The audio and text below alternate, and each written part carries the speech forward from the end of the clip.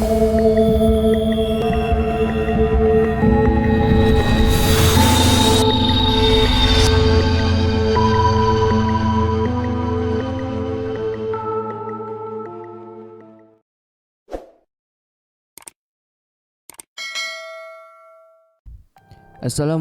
warahmatullahi wabarakatuh. Jumpa lagi bareng Mimin di channel Bocah Indigo.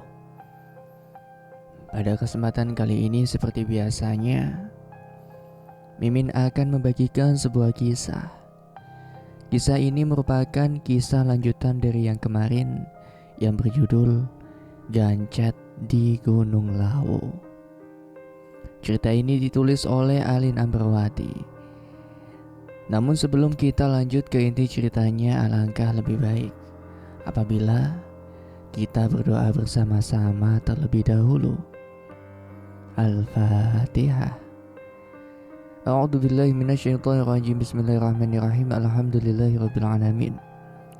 Arrahmanirrahim. Maliki yaumiddin. Iyyaka na'budu wa iyyaka nasta'in.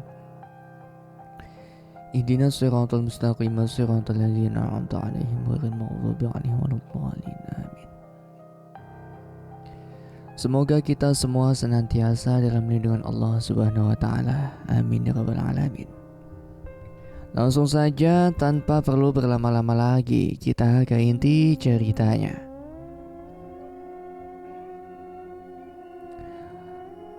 Tolong Bi, tolong lepaskan aku dari tubuh Dela, ucap Fajar lirih. Kalian berdua tenang dulu. Aku dan Tari belum bisa berbuat banyak saat ini. Selain itu, juga Imron yang lainnya sedang ada di tenda sebelah. Aku dan Tari tidak cukup tenaga untuk melepaskan kalian berdua. Lagian ini semua kan ulah kalian, ucapku sedikit kesal. Tak lama berselang, tiba-tiba saja hujan turun membasahi tenda kami semua. Suasana dingin benar-benar kami rasakan. Terlebih lagi hari sudah semakin gelap. Namun anehnya, meski hujan turun, sosok bayangan di tengah-tengah tenda kami tak kunjung hilang. Sosok yang kami tidak ketahui tersebut tak beranjak sedikit pun dari tenda kami. Sontak hal itu semakin menambah perasaan takut dalam diri kami semua. Bukan hanya itu saja, suara cekikikan perempuan yang kami anggap adalah suara kuntilanak pun tak kunjung mereda. Justru suara cekikikan itu semakin nyaring terdengar di telinga kami. Rasanya aku benar-benar ingin menyudahi pendakian ini, Pi, ucap Tari ketakutan. Terlalu banyak hal buruk yang rombongan kita lakukan. Jadi tak heran jika sekarang kita mendapatkan balasannya, Tar, ucapku. Tapi aku gak ngelakuin kesalahan apapun, Bi, ucap Tari kesal. Kita yang terus menjaga sikap dan ucapan tentu akan senantiasa dijaga kok, Tar. Percaya itu, ucapku mencoba untuk menenangkan Tari. Aku pun merasakan apa yang Tari rasakan. Terlebih lagi aku dan Tari di sini selalu menjaga sikap kami selama pendakian. Kami tak pernah bergabung dengan pesta miras yang dilakukan oleh teman-teman. Kami tidak berbuat hal bodoh seperti yang dilakukan Fajar dan Dila. Dan terlebih lagi kami tidak pernah berucap kalimat kotor sedikit pun. Selama melakukan pendakian ini, aku terus mencoba untuk memberikan pengertian pada Tari. Selang beberapa menit kemudian hujan pun akhirnya mulai reda. Suara cekikikan perempuan tak berwujud yang kami anggap sebagai suara kuntilanak itu pun perlahan mulai hilang entah kemana. Dari dalam tenda aku mendengar Husain membuka pintu tenda mereka dan perlahan-lahan keluar dari tenda untuk memastikan kondisi. Mendengar perbincangan antara Husain dan teman-temannya lainnya pun membuat aku dan Tari turut serta keluar dari tenda kami dengan perasaan was-was. Aku dan Tari bergegas untuk menghampiri Husain dan yang lain. Sementara Fajar dan Dila masih berkutut di dalam tenda dengan posisi yang masih belum berubah sama sekali. Syukurlah kalian semua selamat, ucapku lega. Gimana tuh Fajar dan Dila? Tanya Imron menyeka ucapanku. Masih sama. Sepertinya kita harus kompak. buat lepas paksa tubuh mereka agar tidak terus-menerus gancet jika hanya aku dan Tari saja yang memisahkan keduanya. Rasanya kami sudah tak mampu lagi, ucapku. Kita harus segera bebaskan mereka, ucap Tari. Ya udah, kita coba pisahkan mereka bersama-sama. Semoga kita berhasil memisahkan keduanya ya, ucap Husen. Saat kami sedang beranjak menuju tenda tempat di mana Fajar dan Dila berada, tiba-tiba terdengar suara gamelan yang terdengar begitu jelas. Suara cekikan perempuan tak berwujud pun kembali kami dengar. Suasana malam itu benar-benar mencekam. Kami seperti sedang diombang-ambingkan oleh alam. Kalian dengarkan? Sekarang ada suara alunan gamelan. Rasanya gak masuk akal sih. Jika tengah malam kayak gini ada orang yang memainkan gamelan, sementara kita semua sedang berada di tengah hutan, ucapku. Jangan-jangan ini pertanda buruk, ucap Imran. Aku pengen pulang, ucap Tari ketakutan. Pokoknya kalian semua jangan ada satupun yang menengok ke arah belakang ya.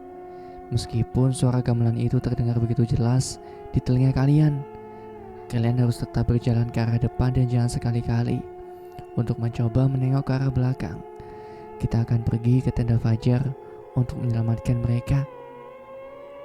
Kenapa kita nggak boleh nengok ke arah belakang, Sen? Bukannya kita harus memastikan bahwa kondisi di sekitar kita tetap aman sampai kita berhasil menyelamatkan Fajar dan Dila, ucapku penasaran. Percaya atau tidak, kita benar-benar tidak diperbolehkan untuk menoleh ke arah belakang jika kita tiba-tiba saja mendengar suara gamelan. Aku tidak bisa menjelaskan alasannya apa, tapi aku mohon kalian ngikut saja ucapanku. Kita berlima harus kompak, ucap Husen. Kami pun menuruti ucapan Husen meskipun kami semua tidak tahu alasan dibaliknya. Kami hanya berusaha untuk tetap bersikap aman. Kami pun bergegas untuk pergi ke tenda Fajar dengan langkah yang begitu pelan dan lirih. Pokoknya kita jangan ada yang lari, jalan pelan saja, ucap Husen. Kenapa lagi emangnya sih, Sen? Tanya Imran. Udah, kamu itu ngikut aja, ucap Husen. Kami pun terus berjalan maju tanpa menoleh ke arah belakang dan tanpa berlari. Meskipun rasa takut terus-menerus membayangi kami berlima. Sementara itu suara cekikikan perempuan itu tak kunjung usai. Tiba-tiba dari kejauhan aku melihat sosok lelaki tua berbusana serba hitam dengan tongkat di genggaman tangannya. Sosok lelaki tua itu benar-benar membuat kami berlima terdiam dan terpaku. Bahkan sampai kami tak sanggup lagi untuk melangkahkan kaki kami sendiri karena mungkin saking terkejutnya. Kita harus gimana, Sen? Tanyaku dengan suara lirih. Kita sudah tidak bisa lagi mundur, dan untuk maju pun rasanya ini waktu yang kurang tepat. Sebab sosok lelaki tua itu semakin mendekat ke arah tenda Fajar, ucap Husen. Benar-benar situasi yang sulit, ucapku. Lebih baik kita sembunyi, ucap Tari secara tiba-tiba. Ucapan Tari ada benarnya juga. Daripada kami berlima bergegas untuk masuk ke dalam tenda Fajar, yang mana sosok lelaki tua itu sedang menuju ke arahnya. Dan daripada kami semua harus mundur sementara di belakang kami terus mendengar suara alunan gamelan yang terus menggema, lebih baik kami cari alternatif dengan bersembunyi. Dari kejauhan kami melihat ada pohon yang begitu besar. Sepertinya pohon besar itu bisa dijadikan tempat untuk bersembunyi.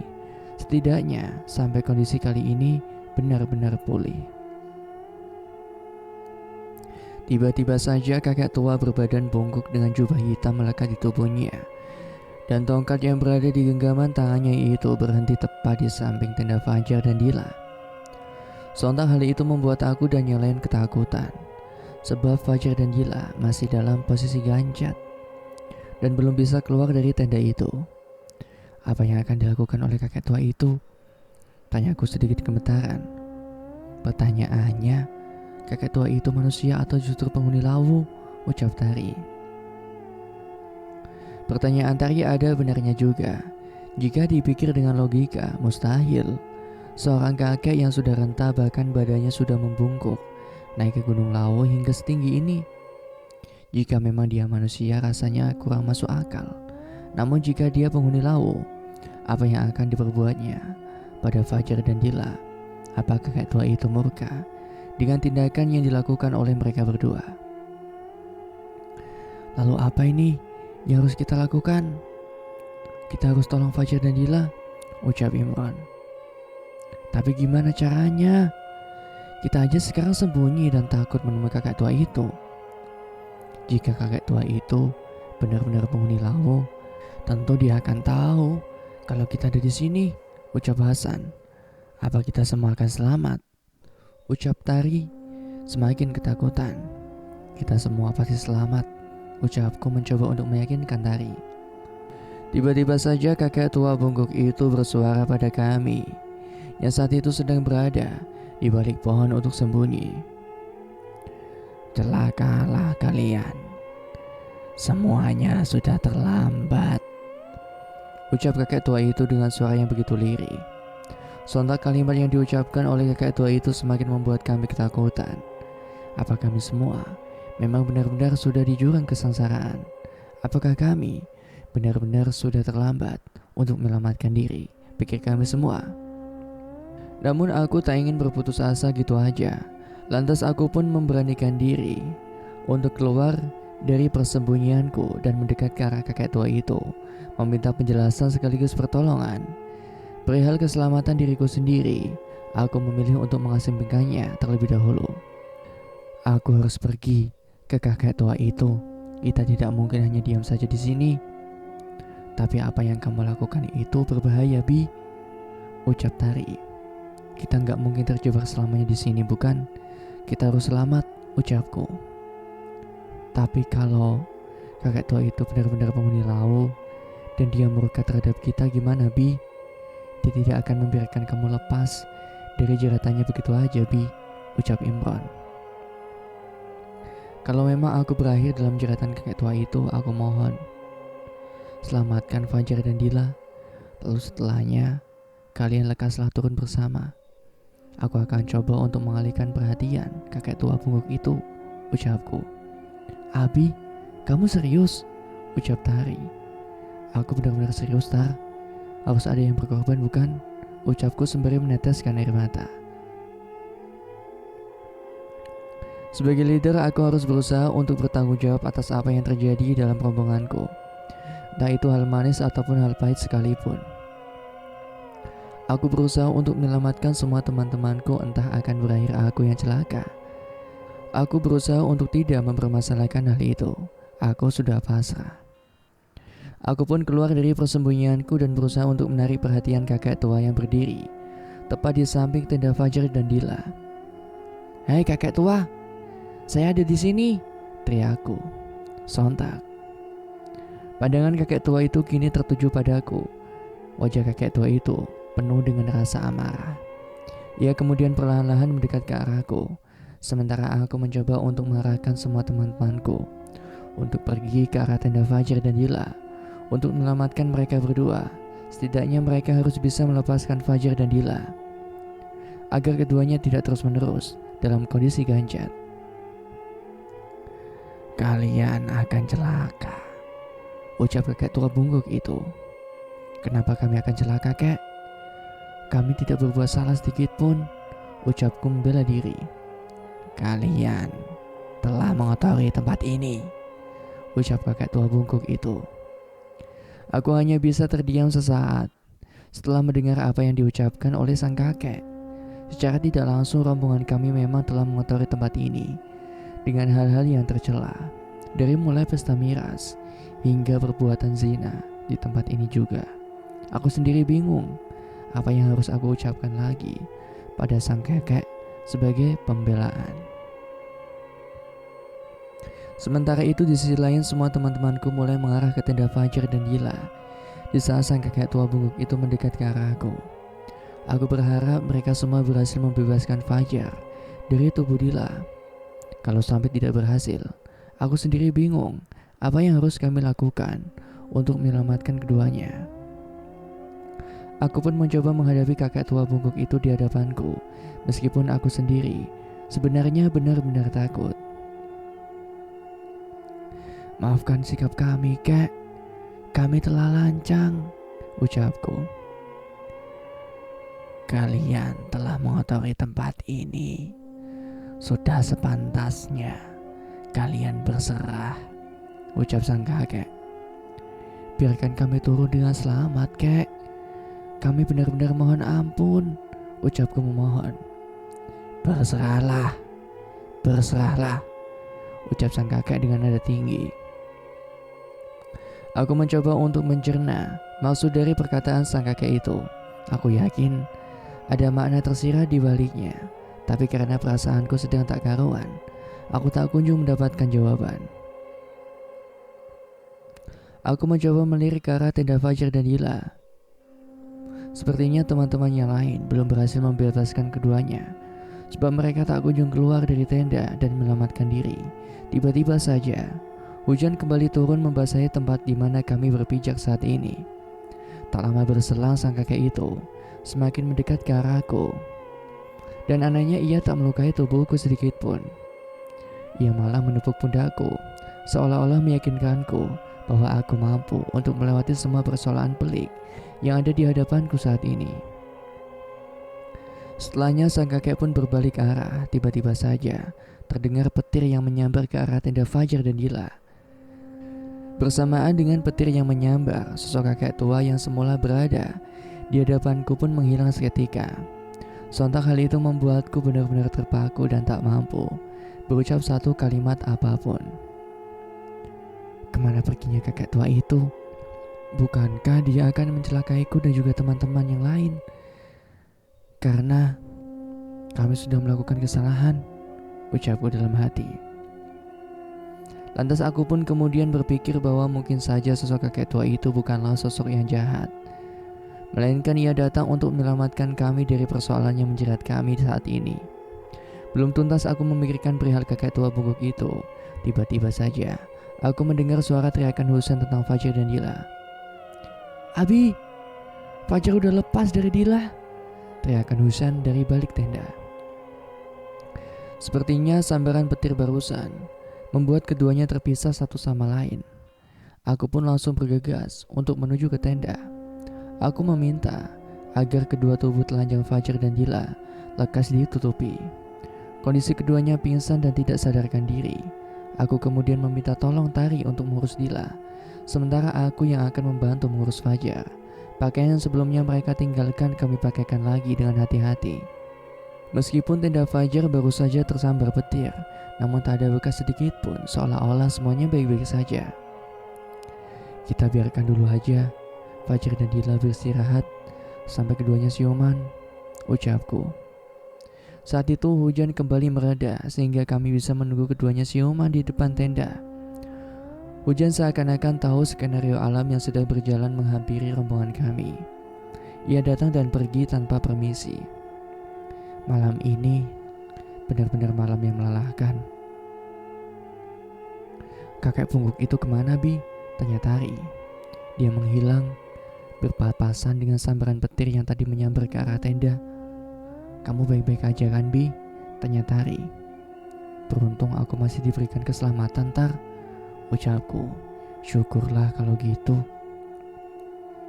Hari pun semakin larut, kami semua benar-benar merasakan lelah yang sungguh hebat. Kejanggalan-kejanggalan terus datang satu persatu menghampiri kami. Satu persatu makhluk penghuni laut pun datang membayangi kami, hingga kami sulit untuk bernapas dengan lega, karena terus dibayang-bayangi perasaan takut. Rasanya kami sangat ingin malam ini segera berakhir. Setidaknya kami bisa menatap sinar matahari pagi dengan perasaan lega.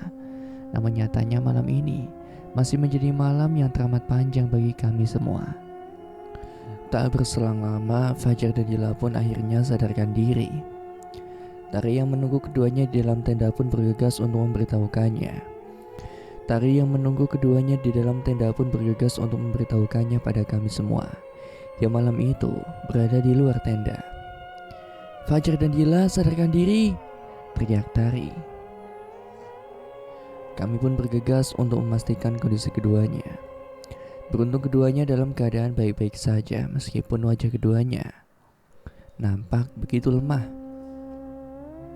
Saat kami datang menghampiri keduanya, Fajar dan Dila tiba-tiba meneteskan air mata.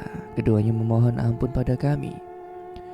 Maafkan aku teman-teman, karena aku semuanya menjadi kacau dan kita semua dalam keadaan tidak baik-baik saja, ucap Fajar sembari meneteskan air mata. Ampuni kami, ucap Dila. Keduanya benar-benar memohon pengampunan pada kami semua. Mereka merasa sangat bersalah karena sudah melakukan hal buruk dalam pendakian ini hingga mengakibatkan kami semua dalam keadaan yang cukup mengkhawatirkan. Banyak makhluk gaib berdatangan dan alam seolah-olah menunjukkan amarahnya pada kami. Sontak permohonan maaf keduanya membuat kami semua tertegun seketika. Karena aku tak ingin semua persoalan menjadi panjang dan semakin rumit, akhirnya aku pun memberanikan diri untuk membuka suara untuk mewakili semua teman-teman yang ada. Kami sudah memaafkan kalian kok. Yang penting, setelah ini kalian harus bisa jaga sikap dan jaga lisan kalian. Ingat, ini masih harus menempuh perjalanan turun yang tidak sebentar. Kita semua belum benar-benar aman, ucapku. Benar apa yang dikatakan Abi. Aku pun sebenarnya menyesal karena turut serta bergabung dalam pesta miras yang dilakukan Fajar. Aku benar-benar tidak mampu berpikir panjang, ucap Imron. Kami juga, ucap Husen dan Hasan. Lebih baik sisa miras itu yang kamu bawa dibuang aja atau dimusnahkan, Jar, supaya saat perjalanan turun nanti kita tidak membawa hal buruk lagi dalam rombongan kita. Dan sebagai langkah antisipasi, aku harap kamu dan Dila bisa lebih menjaga jarak. Meskipun aku tahu kalian tidak mungkin berbuat mesum lagi, namun aku hanya ingin mengantisipasi segala kemungkinan yang bisa saja terjadi, ucapku. Fajar pun mengikuti apa yang aku ucapkan. Sisa botol miras yang hanya beberapa diambil dari tas miliknya. Setelah itu ia pun bergegas untuk memusnahkan minuman itu dan menguburnya dalam-dalam. Meskipun dari raut wajah Fajar terlihat dengan jelas kalau ia tidak begitu ikhlas merelakan minuman keras yang sudah dibelinya itu. Biarlah kesalahan fatal yang diperbuat keduanya menjadi pelajaran berharga bagi kami semua agar kami bisa lebih berhati-hati dalam bersikap selama pendakian ini. Terlebih lagi perjalanan kami untuk sampai ke base camp masih sangat jauh. Perasaanku menjadi jauh lebih lega dibandingkan dengan sebelumnya. Terlebih lagi setelah mendengar permohonan maaf yang secara langsung dilontarkan oleh Fajar dan Dila. Selain itu, beberapa teman lain pun mengakui kehilafan yang sempat mereka lakukan, yaitu berpesta miras dalam pendakian ini. Setelah ini lebih baik kita semua bergegas untuk pulang supaya kita bisa sampai sebelum Fajar datang. Semoga semuanya berjalan dengan lancar, ucapku. Tenda dan yang lain gimana, Bi? Tanya Hasan. Kita kemasi semuanya, ucapku. Rasanya pendakian ini benar-benar melelahkan, ucap Tari. Sabar Tar, sabar, ucapku. Maafin aku ya Tar. Tari pun memeluk Dila dengan segera. Ia tidak ingin Dila pun ikut larut dalam kesedihan. Sementara ia tahu Dila baru saja mengalami hal buruk. Meskipun hal buruk itu berasal dari ulahnya sendiri. Aku gak bermaksud menambah kesedihan kamu, Dila. Aku hanya ingin mengutarakan rasa lelahku saja, ucap Tari sembari memeluk Dila. Kalau aku dan Fajar tidak berbuat hal buruk, tentu kita semua sudah sampai di base camp dan kita semua bisa beristirahat dengan lega, ucap Dila menyesal. Semua sudah terjadi. Jangan terlalu salahkan diri kamu, Dil. Kita akan sampai ke base camp dengan selamat tanpa ada satu orang pun yang tertinggal, ucap Tari. Aku cukup kagum dengan hati yang lapang yang ditunjukkan oleh Tari. Meskipun aku tahu betul ia begitu lelah, namun ia berusaha untuk tetap menjaga kondisi Dila agar tidak semakin drop.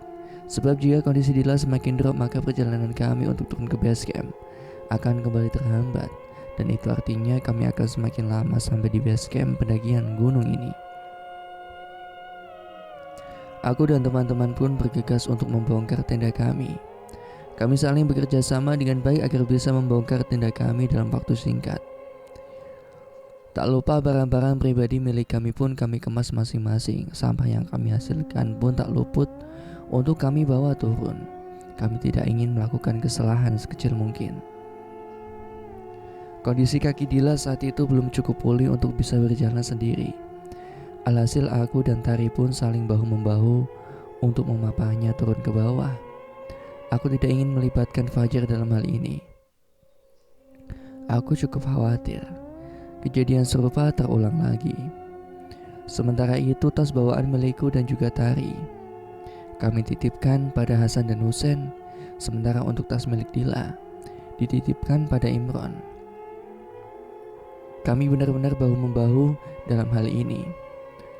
Aku meminta Imron untuk berjalan di urutan paling depan, sekaligus untuk memberikan arahan pada kami agar kami tidak salah dalam mengambil langkah.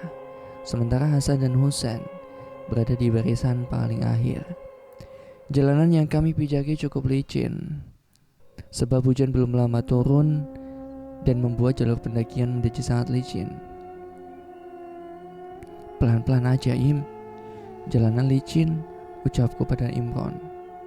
Siapi, aku akan pilih jalur yang tidak begitu licin dan tidak begitu terjal, ucap Imron. Aku percaya padamu Im, ucapku. Belum begitu jauh kami melangkah, tiba-tiba saja kami mendengar suara cekikikan yang terdengar sahut bersahutan. Sontak hal itu membuat kami semua merinding seketika. Namun Husen terus memberikan arahan pada kami untuk tidak menoleh sedikit pun ke arah manapun. Hal itu dilakukan untuk menjaga konsentrasi kami selama perjalanan ini. Jangan tengok ke arah manapun, cukup tetap tatap ke arah depan. Pertahankan konsentrasi kalian teman-teman, ucap Husen. Kami seakan-akan sedang berada dalam dimensi lain, dimensi yang mengerikan, tempat di mana hanya ada kami satu-satunya manusia, dan selebihnya adalah makhluk-makhluk mengerikan yang ada. Keringat tak berhenti mengucur dari pelipis kami semua. Suara cekikikan itu semakin jelas terdengar. Aku pun tak sengaja mengalihkan pandanganku ke atas. Dan betapa kagetnya aku saat melihat begitu banyak kuntilanak yang bertengger di atas pohon yang tumbuh di sepanjang jalur yang kami lewati malam itu. Sontak aku pun langsung istighfar. Astagfirullahaladzim, teriakku. Aku pun langsung melepaskan tanganku dari Dila, hingga tubuh Dila goyah seketika. Tari pun kaget dengan teriakanku. Kenapa Pi? Tanya Tari seketika. Aku tak ingin langsung memberitahukan apa yang aku lihat pada Tari. Aku khawatir ia akan syok sama sepertiku. Namun di sisi lain aku pun tak sanggup untuk menutupinya seorang diri. Aku menghentikan langkahku hingga hal tersebut membuat teman-teman yang lain juga merasa aneh dengan sikapku. Kenapa Bi? Tanya Imron. Enggak, bukan apa-apa kok, ucapku gemeteran. Kamu yakin Bi? Tanya Tari. Aku hanya diam. Aku mencoba untuk menarik napasku yang dalam. Aku tidak ingin terus larut dalam rasa takut. Aku berusaha untuk mengontrol semua perasaan takutku itu. Aku sudah ingatkan, jangan noleh ke arah manapun. Lebih baik kita lanjutkan perjalanan kita, ucap Husen memecah obrolan di antara aku, Tari, dan Imron. Sepertinya Husen memang tahu apa yang aku lihat saat ini. Dan Husen terus berusaha untuk mengalihkan fokus kami dari suara cekikikan itu. Aku saja yang ceroboh, tidak mendengarkan ucapan Husen. Alhasil, rasa takut terus-menerus membayangiku saat ini. Aku pun memilih diam dan melanjutkan perjalanan turun. Sementara itu Tari terus bertanya tentang apa yang aku lihat. Karena kami saling beriringan, ia terus-menerus memaksaku untuk memberitahukan padanya tentang sosok di balik suara cekikikan yang terus-menerus terdengar semakin nyaring itu. Suara apa itu Bi? Pasti kamu sudah melihat sosok itu kan? Tanya Tari terus-menerus. Lebih baik kamu jangan lihat Tar, ucapku. Kenapa? Sudah, lebih baik fokus ke depan, ucapku. Tari tidak putus arah begitu saja. Ia terus-menerus memaksaku untuk memberitahukan apa yang aku lihat padanya. Karena aku merasa ditekan oleh Tari, akhirnya pun aku membisikkan apa yang aku lihat pada Tari. Sontak hal itu membuat Hari syok.